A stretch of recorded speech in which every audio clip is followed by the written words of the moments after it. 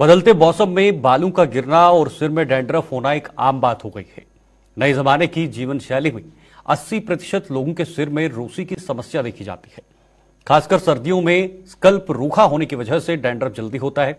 लोग रूसी से इतने परेशान हो जाते हैं कि सिर पर स्कार्फ बांधकर घूमते हैं। पार्टी इत्यादि में भी सिर से गिरती रूसी शर्मिंदगी की वजह बन जाती है और इससे बाल भी जल्दी सफेद होने लगते हैं।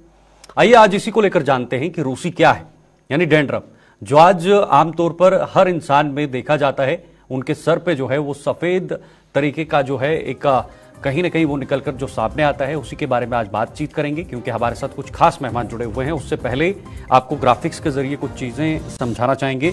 डैंड्रफ, जिसे सोबरहाइक डर्मेटाइटिस के रूप में भी जाना जाता है, मैलासेजिया एक तरह का फंगस होता है जो स्कैल्प में पाया जाता है। ये कुछ डैंड्रफ के कुछ चीजें आपको बताना चाहेंगे। फंगस की मात्रा बढ़ने से डैंड्रफ होने की संभावना जो है वो बढ़ जाती है, यानी ये फंगस से जो है इससे बढ़ने की समस्या बनती है, ये संभावना होती है। और बालों का झड़ना, सिर में खुजली होना डैंड्रफ के लक्षण हैं, यानी इस तरह की चीजें इसके लक्षण हो सकते हैं।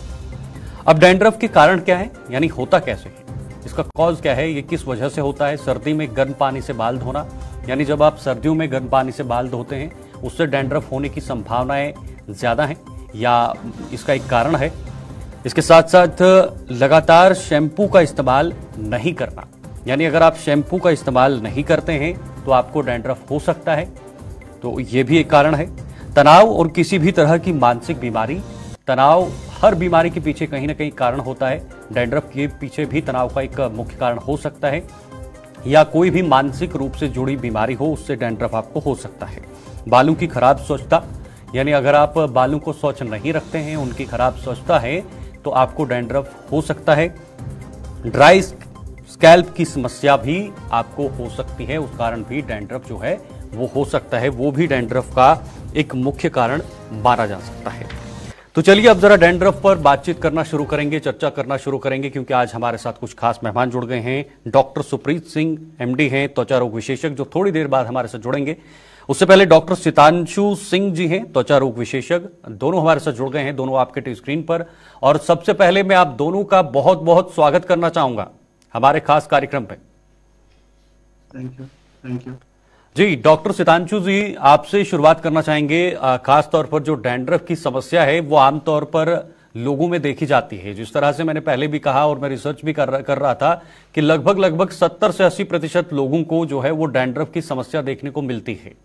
तो आप किस तरह से समझाएंगे कि डैंड्रफ क्या है और ये उत्पन्न क्यों होता है, ये इसके पीछे कारण क्या है बनने के, और ये आम लोगों के लिए कितना ज्यादा खतरनाक हो सकता है? जी, जैसा कि आपने बोला कि डैंड्रफ 70 से 80% लोगों में पाया जा रहा है। इसमें मैं एक चीज और ऐड करना चाहूंगा कि डैंड्रफ मोस्टली मेल्स में ज्यादा पाया जाता है as compared to females. One of those reasons, mainly जो रीजन होता है डैंड्रफ प्रेजेंट होने का, वो ऑयली स्कैल्प होने की वजह से भी हो सकता है, क्योंकि डैंड्रफ दो तरह के बेसिकली है कि ऑयली स्कैल्प की वजह से हो रहे हैं, फ्लेकिंग, या फिर है ड्राई स्कैल्प की वजह से हो रहे हैं। सो ड्राई स्कैल्प की वजह से जो डैंड्रफ हो रहा है वो ऑयली की वजह से, ऑयली से क्या डिफर कर रहा है उसके बारे में मैं थोड़ा सा बताना चाहूंगा। ड्राई डैंड्रफ जो हो रहा है वो छोटे छोटे फ्लेक्स में होता है, वो छोटे छोटे माइन्यूट फ्लेकिंग की वजह से होता है। और ऑयली डैंड्रफ जो है वो अगर हमारे स्कैल्प में ऑयल का, सीबम का प्रोडक्शन ज्यादा है, हमारे जो सेबेशियस ग्लैंड का प्रोडक्शन ज्यादा है जो कि ऑयल प्रोड्यूस करती है, तो थोड़े से मोटे फ्लेक्स या येलोइश कलर के फ्लेक्स से वो डिफर करेगा as compared to the dry one. ये जरूरी नहीं कि केवल ऑयल की प्रेजेंस और एब्सेंस की वजह से डैंड्रफ हो। कभी कभी ये भी होता है, वो एक पैथोजेनिक रीजन की वजह से हो सकता है, जैसा कि आप कह रहे थे कि मैलासेजिया के बारे में आप बोल रहे थे। यीस्ट इन्फेक्शन जो कि एक है मैलासेजिया, उसकी वजह से भी डैंड्रफ हो सकता है। आपने एक रूटीन के बारे में भी बताया कि हम लोग अगर ड्राई कर दे रहे हैं स्कैल्प को, क्योंकि हम पानी यूज कर रहे हैं, हॉट वाटर से अगर हम शावर कर रहे हैं, तो या डेफिनेटली उसकी वजह से भी डैंड्रफ हो रहा है। कभी कभी कुछ ऑटो इम्यून डिसऑर्डर्स हो जाते हैं, फॉर एग्जांपल सोराइसिस जैसे है, सो ऑटोइम्यून डिसऑर्डर्स की वजह से भी डैंड्रफ होता है। और कुछ एटोपिक डर्माटाइटिस, आपने जैसे एक नाम लिया सीबोरिक डर्माटाइटिस, जो कि सीबम के सिक्रीशन के से रिलेटेड है। डर्माटाइटिस, आइटिस का मतलब होता है इन्फ्लेमेशन, सो डर्माटाइटिस मतलब कि स्किन का इन्फ्लेमेशन। सीबोरिक यानी कि सीबेशियस ग्लैंड से रिलेटेड वाला सीबोरिक डर्माटाइटिस। सो केवल ये नहीं कह सकते कि ऑयल की प्रेजेंस और एब्सेंस की वजह से हो रहा है। हम लोग पैथोजेनिक और नॉन पैथोजेनिक, पैथोजेनिक मतलब कि किसी इन्फेक्शन की वजह से भी डैंड्रफ है, और नॉन पैथोजेनिक यानी कि हमारे रूटीन की वजह से भी, जैसा आप कह रहे थे क्लेंजिंग प्रॉपर नहीं कर रहे हैं, वॉशिंग प्रॉपर नहीं हो रही है, ठंडक में लोग नहाना भी कम कर देते हैं। सो उस वजह से भी डैंड्रफ डेफिनेटली हमारा होता है। या ठीक है, ठीक है। डॉक्टर सुप्रीत जी, आपके पास आना चाहूंगा। डॉक्टर सुप्रीत जी हैं, त्वचा रोग विशेषज्ञ हैं और एमडी हैं। डॉक्टर सुप्रीत जी, आपसे जानने की कोशिश करेंगे, हालांकि इसके कुछ खास लक्षण तो होंगे नहीं, लेकिन शुरुआती लक्षण डैंड्रफ के क्या हो सकते हैं? क्या खारिश लगना शुरुआती में हो सकता है? इस तरह की चीजें हो सकती हैं डैंड्रफ होने से पहले?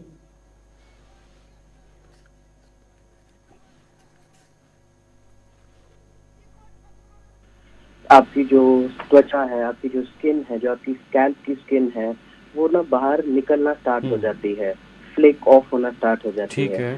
तो कहीं ना कहीं इसमें कई बार इन्फेक्शन होने के कारण, कोई भी फंगल इन्फेक्शन, कोई फंगस है मैलासीजिया नाम का, वो नॉर्मली हमारे स्कैल्प में पाया जाता है, उसको वो मौका मिल जाता है वहाँ इन्फेक्ट करने का, जिस कारण एक इन्फ्लामेशन कई बार हो जाती है, कई बार इन्फ्लामेशन के बिना भी। और जब इचिंग वहाँ हो रही है तो इसका मतलब है डेफिनेटली वहाँ फंगस का जो इन्फेक्शन है वो थोड़ा ज्यादा बढ़ गया है, तो जिस कारण वहाँ इचिंग, खारिश, खुजली की दिक्कत जो है वो देखने को मिलती है बहुत, लगभग मेजॉरिटी ऑफ द केसेस में जितने भी डैंड्रफ के रहते हैं हमारे।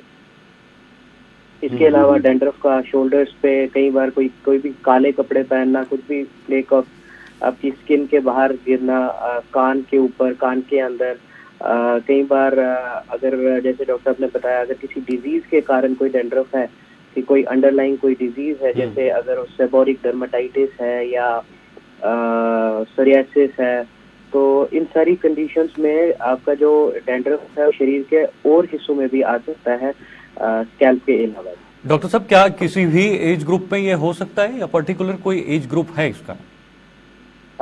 आमतौर पे डिपेंड करता है। अगर किसी डिजीज के कारण है, जैसे हमने कई बारी बच्चे जो पैदा हुए बच्चे हैं उनमें भी अगर सेबोरिक डर्माटाइटिस होता है तो उनमें भी हमें डैंड्रफ देखने को मिलता है। कई बार उनको डैंड्रफ जो है वो सीबम जो है, जो ऑयल निकलता है उसके साथ मिक्सअप होकर के स्कैल्प के ऊपर फैल जाता है, पूरा जो बाल हैं बच्चे के वो भी उसके ऊपर जुड़ जाते हैं, जिसको हम कई बार क्रैडल कैप करके उसे कहते हैं।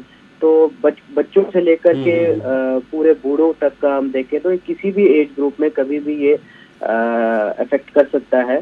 बट यूजुअली जो प्यूबर्टी के आसपास के जो एज रहती है, जब ये सीबम की सिक्रीशन थोड़ी बढ़ जाती है तो इसमें थोड़ा सा ज्यादा देखने को मिलता है। ठीक है, ठीक है। डॉक्टर सितांशु जी, आपका फिर से रुख करना चाहूंगा। ये जानना की कोशिश करेंगे कि डैंड्रफ से हमारे स्वास्थ्य पर कितना प्रभाव है, कितना ये नुकसानदेह हो सकता है, पूरे स्वास्थ्य की बात करें, या फिर अगर हम विशेषकर हमारे बालों की बात करें तो क्या वो भी झड़ सकते हैं उससे? क्या उसमें भी झड़ने का खतरा है या उसमें भी कोई ना कोई खतरा होने की संभावना है डैंड्रफ से? जी, सबसे इम्पोर्टेंट बात यह है, जैसे डॉक्टर साहब बता रहे थे कि कभी कभी हमारी हेल्थ, ओवरऑल हेल्थ की वजह से भी डैंड्रफ कॉज होता है। इसमें एक पहलू देखा जा सकता है कि HIV एड्स अगर किसी पेशेंट को है, ऑटो इम्यून कंडीशन या फिर कोई है, जैसे सोराइसिस मैंने बताया तभी, सोराइसिस है, ऑटो इम्यून सिचुएशन एक है ये, और HIV एड्स हो गया, ये एक्वायर्ड डिजीज है। सो इनमें हमारा नॉर्मली हमारी बॉडी अगर वीक है, यानी हमारा इम्यून सिस्टम अगर वीक है, वल्नरेबल है, तो ये जैसे डॉक्टर साहब कह रहे थे, मेलासीजिया ऑलरेडी हमारे स्कैल्प में रहता है, right? So most of the scalp में हमारी चीज ऑलरेडी प्रेजेंट है, पर हमारी जब बॉडी वीक हो जा रही है तो वल्नरेबल हो जा रही है इन्फेक्शन के प्रति। सो वो इन्फेक्शन कॉज हो जा रहा है एंड इसलिए डैंड्रफ और सैचुरेट हो रहा है। अब ये पहलू बहुत ही इंटरेस्टिंग है कि हमारी हेल्थ अगर ऑलरेडी डिक्लाइन है तो भी डैंड्रफ हो रहा है, और अगर हमें डैंड्रफ है तो ऑलरेडी हमारी हेल्थ डिक्लाइन भी होगी। सो अगर बात करें हम सोराइसिस की, सोराइसिस में हमारे पूरे बॉडी पे इनफैक्ट डैंड्रफ जैसा स्कैल्पिंग होती है, छोटे छोटे स्किन के थक्के निकलते हैं, एंड जिसको फ्लेकिंग कह रहे हैं। तो हमारे हाथ पैर, नॉट ओनली हमारा स्कैल्प, कहीं भी स्किन पे सोराइसिस होता है तो ऐसे डैंड्रफ कॉज होता है। हेयर फॉल की बात करी जाए तो one of the very important factor ये है कि हेयर फॉल बहुत जल्दी सैचुरेट होता है अगर डैंड्रफ होता है। इचिंग हो रही है, ऑलरेडी हमारा न्यूट्रिशन लेवल जो है हेयर का वो ऑलरेडी डाउन हो जा रहा है, एंड इचिंग कॉज हो रही है, खाज हो रही है, एंड उससे हमारा हेयर लॉस और सैचुरेट होने लग जाता है। सो या ठीक है। वापस लौटना चाहूंगा हमारे साथ दूसरे जो मेहमान जुड़े हुए हैं, डॉक्टर सुप्रीत जी। डॉक्टर सुप्रीत जी, आपसे जानने की कोशिश करेंगे, आज के ज़माने में आज का जो लाइफस्टाइल है वो काफ़ी अलग है, काफ़ी डिफरेंट है, और युवाओं में देखा जाए तो कोई ना कोई किसी न किसी चीज़ का इस्तेमाल जो है अपने हेयर में किया जाता है, चाहे वो एक कॉमन हम उदाहरण के तौर पर लेते हैं, चाहे वो हेयर जेल हो या बाकी अन्य चीज़ें हों, कई सारी ऐसी चीज़ें मार्केट में मिलती हैं। क्या ये नुकसान जो है, इससे नुकसान हो सकता है, इससे भी डैंड्रफ उत्पन्न होने की संभावनाएं हैं, और ये कितना ज्यादा नुकसानदेह हो सकता है हमारे बालों के लिए? देखिए, जहाँ तक हम बालों का जो आजकल का लाइफस्टाइल है उसको हम देखें तो हर कोई चाहता है कि वो उसके बाल जो है वो अच्छे दिखें, उसके बाल एकदम एक पर्टिकुलर एक स्टाइल में दिखे। स्टाइलिंग बहुत आ चुकी है आजकल के दौर में, तो उसको पूरा करने के लिए अलग अलग चीजें ट्राई करते हैं, कोई स्प्रेज, कोई जेल्स, कोई फोम। बट इसका एक तरह से आप देखें तो ये जो जेल्स है ये काफी देर तक बालों में रहने के कारण एक एनवायरनमेंट ऐसा बन जाता है, जो ये जो फंगस हमने अभी बात की उसको मौका मिल जाता है वहां पनपने का, और जितनी देर तक वो जेल वहां पे रहती है एक वैसा एक मॉइस्चर को वहां पे वो पकड़ के रखती है वो जेल, तो वो फंगस जब है वो उसकी ग्रोथ बढ़ जाती है और उसकी ग्रोथ ज्यादा देखने को मिलती है। तो इन सब चीजों से हमें परहेज करना चाहिए कि अगर आप कोई भी स्टाइलिंग जेल या कोई भी अप्लाई करते हैं, आप ये मेक श्योर करें कि जैसे ही आप घर पे वापस आते हैं या मौका मिलता है तो हेयर को वॉश जरूर करें, सो दैट कि वो जेल रिमूव हो जाए और वो एरिया जो है स्कैल्प हमारा बिल्कुल क्लीन हो जाए, और वो जो फंगस है उसको पनपने की वहां पे जगह ना मिले। ठीक है डॉक्टर सितांशु जी, घर पर जो है घरेलू इलाज काफी तौर पर इस पे किया जाता है, खासतौर पर महिलाओं की बात करें तो घर पर कोई ना कोई डैंड्रफ को हटाने के लिए इलाज किया जाता है, क्या वो सही है? और अगर सही है तो किस तरह की चीजें, किस तरह की सावधानियां हमें घर पर रहकर बरतनी चाहिए? क्या घरेलू उपाय हो सकते हैं इसके? घरेलू उपाय में सबसे पहले देखिए, किसी भी डिजीज का ट्रीटमेंट का नंबर 1 उपाय ये होता है वो जिस वजह से हो रहा है उस वजह को हटा दिया जाए। सबसे इम्पोर्टेंट किसी भी ट्रीटमेंट प्लान में ये चीजें होती है। सो देखिए, यहाँ पे वजह जो भी है, जैसे फॉर एग्जांपल ऑयल की बात करें, पैथोजेनिक रीजन की बात करें, ऑयल की बात करें तो हमें क्लेंजिंग प्रॉपर रखनी चाहिए, मतलब बालों को बस प्रॉपरली हमें क्लीन करना है तो डैंड्रफ नहीं होगा। अगर हम प्रॉपरली शैम्पू कर रहे हैं, कंडीशनर यूज कर रहे हैं, हम प्रॉपरली प्रोडक्ट्स को यूज कर रहे हैं, क्लीन कर रहे हैं, उतने से ही डैंड्रफ नहीं होगा, सैचुरेट नहीं होगा।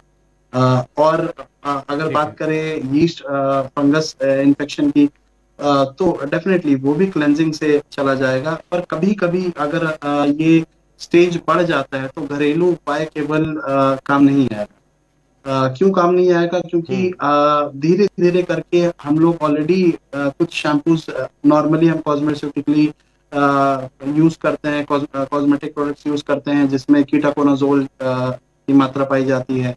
कुछ शैम्पूज नॉर्मली ऐसे लोग यूज कर लेते हैं on the over the counter OTCs लेके, क्योंकि ये सारे प्रोडक्ट ओटीसीज होते हैं, ओवर द काउंटर मिल जाते हैं ऐसे विदाउट प्रिस्क्रिप्शन। सो लोग नॉर्मली यूज करते रहते हैं इन प्रोडक्ट्स को, जैसे कीटाकोनाजोल हो गया, ZPTO वाला शैम्पू हम लोग यूज कर रहे हैं।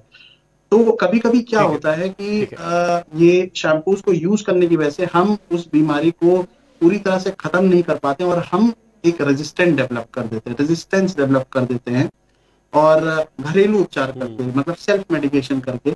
और जब वो फंगस बहुत ज्यादा पावरफुल हो जाता है, अगर मैं बात करूं एक फंगस के पर्सपेक्टिव से देखा जाए, सो वो जब बहुत ज्यादा पावरफुल हो जाता है, रेजिस्टेंट हो जाता है, तब हम लास्ट में जाते हैं डॉक्टर के पास, लास्ट रिजॉर्ट जाते हैं। तो ये हमें अवॉइड करना चाहिए कि हम खुद से ही ट्रीट करने की कोशिश करें। अगर क्लेंजिंग कर रहे हैं, डेफिनेटली सही हो जा रहा है, perfect, well well well and good. और अगर बात करें दूसरे फॉर्म ऑफ डैंड्रफ की, लेट्स से सोराइसिस की बात करें, तो सोराइसिस को तो फर्स्ट ऑफ ऑल ये इसका कोई क्योर, फिक्स क्योर सच नहीं है, सिम्टोमेटिक रिलीफ केवल हम देते हैं इसमें, क्योंकि ऑटो इम्यून डिसऑर्डर है। इसमें भी डैंड्रफ हो रहा है, अगर हम डैंड्रफ के दूसरे पहलू की बात करें। सो इस टाइप के डैंड्रफ में घरेलू उपाय के लिए हम लोग कोकोनट ऑयल यूज करते हैं। हम लोग कोकोनट ऑयल को लगाते हैं घर में, एंड उससे काफी हद तक रिलीफ मिलता है। Tea tree oil, coconut oil, ये सब यूज करना सही रहता है, ये इस तरह से उपचार सही रहता है। Plus consultation with a doctor would be better choice. ठीक है डॉक्टर सुप्रीत जी, बहुत ही साधारण सवाल मेरे अंदर बार बार आ रहा है, एक बिल्कुल कॉमन सा सवाल है और वो बहुत ही ज्यादा सिंपल सवाल है। मैं सीधे सीधे जानना चाहूंगा, जो डैंड्रफ है क्या वो एक जीवित उस फॉर्म में जो है वो पाया जाता है, या उसकी कोई जड़ें भी हैं, या वो बढ़ता घटता इस तरह की चीजें उसके साथ होती है? क्या ये कोई प्रोसेस है डॉक्टर सुप्रीत जी? बिल्कुल। देखिए, सबसे पहले तो हम ये देखें कि डैंड्रफ है क्या। आप ही की जो चमड़ी है, आप ही की जो स्किन होती है, जो हमारी स्कैल्प की स्किन रहती है, उसी के कुछ कण, कुछ सेल्स वो निकलते हैं, फ्लेक ऑफ होते हैं। उसी के छोटे छोटे कुछ बड़े होते हैं, कुछ छोटे होते हैं, कुछ बड़े फ्लेक्स होते हैं, कुछ छोटे। तो मतलब हम कह सकते हैं कि वो लिविंग फॉर्म में है? वो लिविंग में नहीं है, बट कुछ सेल्स हैं जो हमारे स्किन से निकल चुके होते हैं, जो शेड ऑफ हो चुके होते हैं। लिविंग फॉर्म में हम उन्हें नहीं कह सकते। हाँ, लेकिन अगर अंडरलाइन कोई डिजीज है, अगर उसको पेशेंट को कोई सेबोरिक डर्मेटाइटिस है, सोरियासिस की प्रॉब्लम है, या कोई भी हेयर का इन्फेक्शन है, तो उस केस में वो अप डाउन तो चलता रहेगा, क्योंकि अगर ट्रीटमेंट लोगे तो ठीक हो जाएगा। और कई ऐसी डिजीजेस हैं जिनका ट्रीटमेंट लॉन्ग टर्म चलता है, तो ये वैक्सिंग एंड वेनिंग, कभी डैंड्रफ ज्यादा हो जाएगा, कभी कम। साथ साथ में उसकी हैबिट्स क्या है, आपके हेड वॉश की कितने फ्रीक्वेंटली आप अपना स्कैल्प वॉश करते हैं, आपकी हैबिट्स क्या है, उस पर भी डिपेंड करता है कि क्या ये ठीक होगा या बढ़ेगा। प्लस सीजन के साथ साथ में ड्राई विंटर सीजन में थोड़ा सा बढ़ जाता है, क्योंकि स्कैल्प की ड्राइनेस बढ़ जाती है, तो इसमें थोड़ा सा डैंड्रफ जो है वो ज्यादा देखने को मिलता है। ठीक है, वापस लौटता हूं। हमारे साथ दूसरे जो मेहमान हैं, मैं आपके पास आना चाहूंगा सितांशु जी। ये जानने की कोशिश करेंगे इसका ट्रीटमेंट क्या है, अगर मेडिकल भाषा में देखा जाए किस तरह से इसका ट्रीटमेंट होता है, क्या क्या चीजें होती हैं? क्या ये कंप्लीट तरीके से, पूरी तरीके से इसको हम बालों से या फिर अपने सिर से निकाल सकते हैं डैंड्रफ को? जी, पहले तो हमें जैसे हम लोग और डॉक्टर साहब और मैं इस बारे में ऑलरेडी बात कर रहे हैं, ये एक बहुत ही ब्रॉडर टर्म है डैंड्रफ, जिसको हम एक जनरलाइज वे में हम लोग एक्सप्लेन कर रहे हैं। सो ये जरूरी है कि हम लोग ट्रीटमेंट की अगर बात करें तो किस वजह से हुआ है, जैसा मैंने लास्ट टाइम भी बोला था, जो वजह से हुआ है पहले उसको ट्रीट करेंगे। लेट्स अज्यूम पेशेंट को नॉर्मल डैंड्रफ है विदाउट एनी अंडरलाइंग कंडीशन, कोई भी अंडरलाइंग कॉज नहीं है, कोई ऑटो इम्यून डिसऑर्डर नहीं है, ना ही वो इम्यूनो कॉम्प्रोमाइज्ड है, ना ही उसको मतलब HIV नहीं है या कोई और डिसऑर्डर नहीं है जिससे इम्यून सिस्टम उसका डाउन हुआ हो।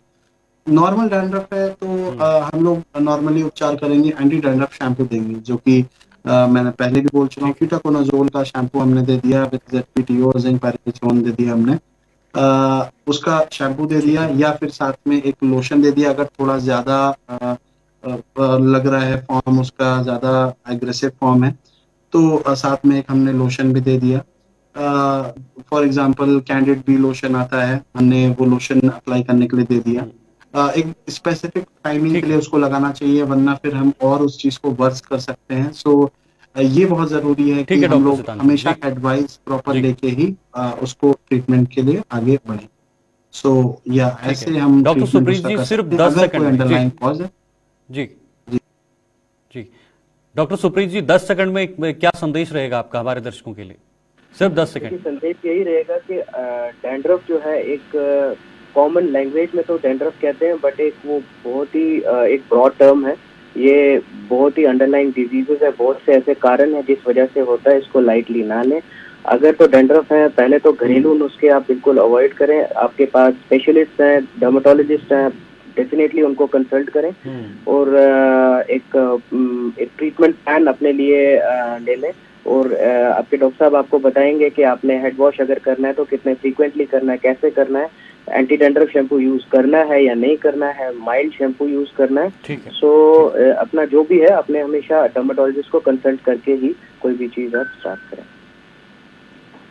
ठीक है, बहुत बहुत शुक्रिया आप दोनों का हमारे साथ जुड़ने के लिए इस खास प्रोग्राम में और ये विषय पर चर्चा करने के लिए, क्योंकि आज का विषय जो है वो काफी कॉमन है, जो हर मैक्सिमम व्यक्तियों में देखा जाता है, डैंड्रफ जैसा इशू। क्योंकि डैंड्रफ जो है, जिस तरह से हमारे जो मेहमान आज जुड़े हुए थे उन्होंने कहा कि कई सारे कारण हैं जो डैंड्रफ बनने के पीछे हो सकते हैं, और वही वजह है कि हमारे सिर पे जो है, हमारे बालों के अंदर डैंड्रफ जो है वो उत्पन्न होता है, और वो कहीं ना कहीं हमारे लिए, हमारे बालों के लिए भी खतरा साबित हो सकता है। और साथ ही साथ ये भी कहा कि जिन घरेलू उपचारों का हम उपयोग अपने घर पर करते हैं उससे बचें, और डर्मेटोलॉजिस्ट जो होते हैं, हमारे जो डॉक्टर्स हैं, उनसे कंसल्ट समय पर जरूर करें ताकि ये समस्या और आगे न बढ़े। आज के लिए फिलहाल इतना ही, कल फिर होंगे आपके सामने हाजिर, तब तक के लिए दीजिए इजाजत, नमस्कार।